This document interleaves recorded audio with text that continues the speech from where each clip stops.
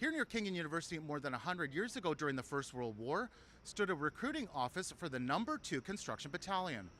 This was Canada's largest battalion-sized unit, solely made up of black volunteers. And a ceremony has been held to remember them and their efforts. A long time coming, but I know.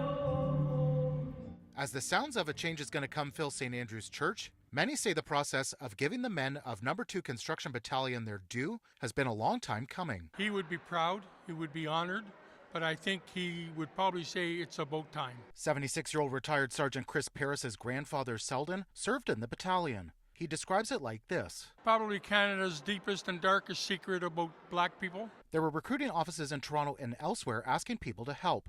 This ad from the time says it was a way to prove gratitude for freedom found in the British Empire. Black men stepped forward and said, I also want to volunteer to fight for king and country.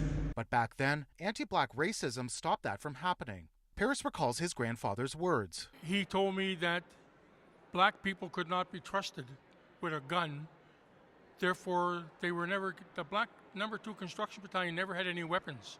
All they had was shovels, axes, and picks. Several men from Toronto joined hundreds of others from across the country in the East Coast where they were segregated, forced to cut timber and remove rail sidings to ship for the war effort. And all they were used for were building roads and digging ditches and getting everything ready. While a plaque marked their service at Queen's Park in 1920, it took 102 years for the Canadian government to issue an apology.